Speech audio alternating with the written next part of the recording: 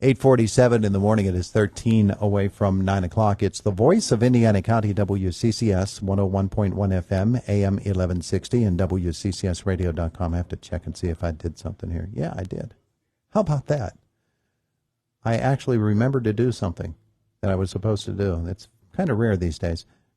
Hey, let's meet Joe Ott with us here this morning in the studio. He is our First Responder of the Month, presented by Rosebud Mining. And we are so grateful that we have guys like him who can stand there for us in the time when that siren rings or that alarm comes in.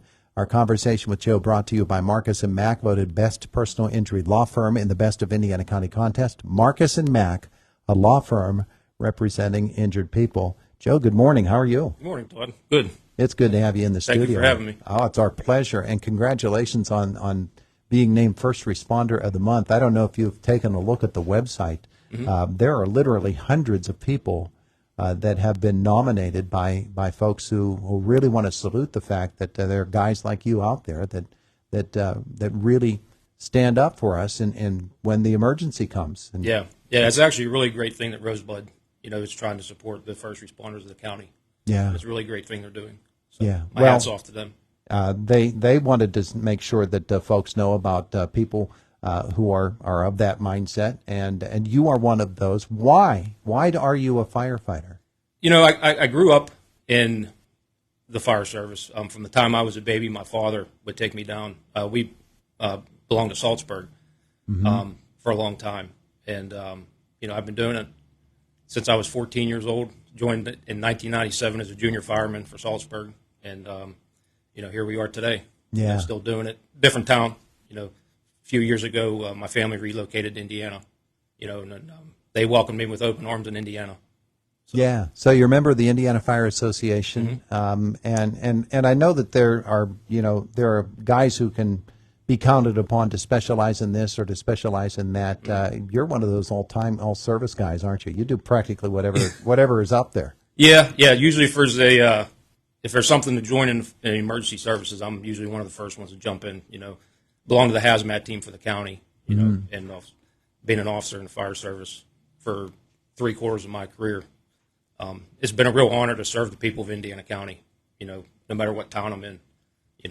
Tell us about hazmat, because that's a really, really specialized thing, and I don't think people realize the training you have to go through and really the risk that you're taking when you don't know what it is that you're dealing with. Yeah. It's definitely a specialized service. There's hundreds and hundreds and hundreds of hours of training, from the awareness level up all the way up to technician level, and even the incident commander level of hazmat. A few years ago, I took my hazmat technician down at the Fire Academy in Homer City, and it's definitely a different world when you go to a hazmat incident, because you don't know what you're dealing with. The first thought is everybody wants to just run in and help this, that, and this, but it's really you almost have to take a step back, take a breath, gather your thoughts. All right, let's do some research on what we're dealing with, before we start diving in, because we don't need somebody coming to rescue us. Yeah, it's our job to rescue other people. It's a bad day when you have to rescue the rescuer.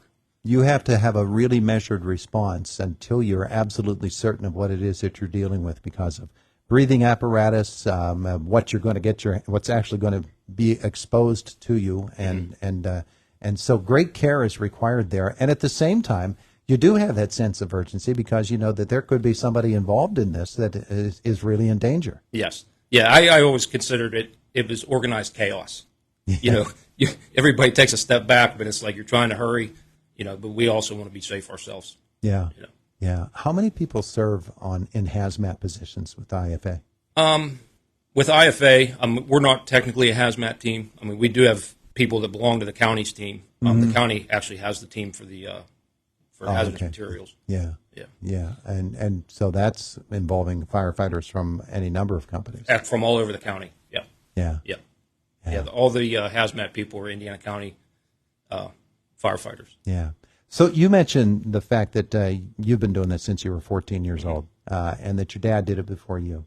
And there's a lot of that, isn't there? There are generational firefighters. Yes, absolutely. There are some people that don't have family in the fire service that join to help out their community, but a lot of them have, it's just like you said, generational. It goes back for me to my grandfather. My grandfather, my uncle, and actually my father got their start in Irwin.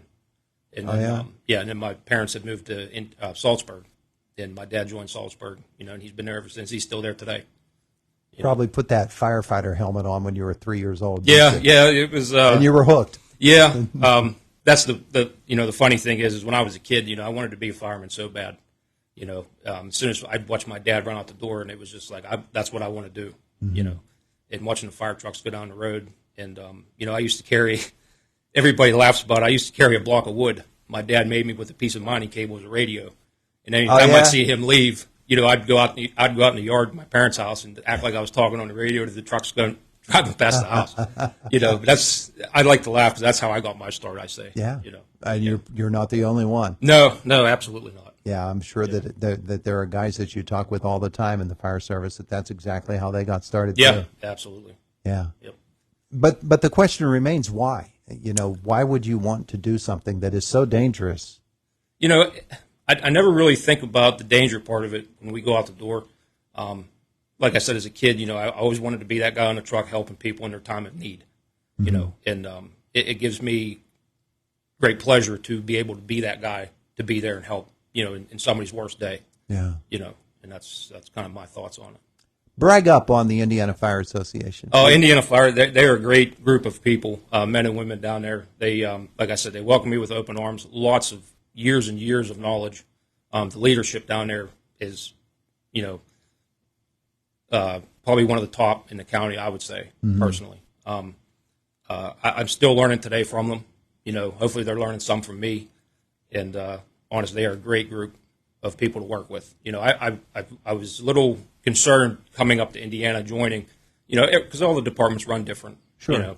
And just trying to learn the way they run was actually kind of similar to what we had in Salzburg. And so it wasn't very easy for me, but it was easier because I kind of caught on quick, on how things run up in Indiana. Yeah. Certain difference, a couple of differences, but, all in all, it's everybody kind of runs. I mean, the ultimate goal is to help, to save lives and property. Yeah. So as long as everybody's on that mindset, then. The coordination between, especially with Indiana Fire Association, with the multiple companies, multiple fire stations, yes, multiple pieces of equipment on which you're trained and which you can operate, that always amazes me that they function so smoothly. Yeah. But that teamwork doesn't come about just naturally. No. I know that there are folks that it does come naturally too. But for everybody, it doesn't matter how talented you are, and it takes talent to do this. Yes, you have to work at it. You really have to practice. Oh, absolutely. Yeah, we train every week of the month. We train, and guys get to learn the trucks. And like you said, there's a lot of equipment, a lot of moving parts that we have when we go on scene of an incident. We have to know where things are at. Because we can't be opening different compartments searching. I mean, we know what tool we need is in what compartment. Yeah. But that was the biggest difference for me, I think. Just being a bigger department, bigger service area. More calls throughout the year. And it's different if you're going to fire in a structure as opposed to an accident scene or something else. A water incident, whatever it happens to be. There are a lot of different hats that you got to put on. Right. And when you get on, when we go to a call and, we get on the truck, everybody's mindset's on the call we're going at. Whether it's a fire, an accident, water call, you kind of have to put your mind in gear for that incident. And a lot of people will consider worst case, what's the worst thing we could deal with? That way we're prepared. Yeah. That way if we do get there and it is the worst case, then everybody already had that mindset, Yeah. But so that's. Well, that whole teamwork aspect of it comes into play there. Yeah. Very, very much. Mark Burdig is in the studio with us this morning, and he has a wonderful plaque that he's going to give to you as the first responder of the month. Let me move this out of the way here, Mark, so that folks can see you on Facebook and see that plaque as well. Nice. So, Joe, on behalf of our partner Rosebud Mining and all of us at Renda Media, congratulations for being selected as our September first responder of the month. Indiana County Hazmat Team, Indiana Fire Association, Blairsville Fire Water, rescue. We appreciate your dedication. It was great being on the sideline listening to your story. That was fantastic. I even asked Jody Rainey, who, of course, is involved with Cherry Hill, on the way out the door, any funny story that I can share about Joe? He goes, honestly, Mark, with many of them, I could tell you some funny stories, but Joe is as solid as they come. And I thought that was a real nice compliment from Jody Rainey. So thanks for all you do to protect us, and we wish you the best moving forward. And it's my pleasure on behalf of Rosebud Mining and the team here at Renda to present this plaque to you. Thank you. Joe, it's very good to meet you. We thank you so much for what you do, and I know that it's not just you. And No, absolutely not. yeah, with that's a team award, isn't it? Absolutely team award. Well, we appreciate you and everybody at the Indiana Fire Association, our Rosebud Mining First Responder of the Month. Thanks for Thank coming you. in. It's been an honor. It is the voice of Indiana County. It's WCCS 101.1 FM, AM 1160, and WCCSradio.com.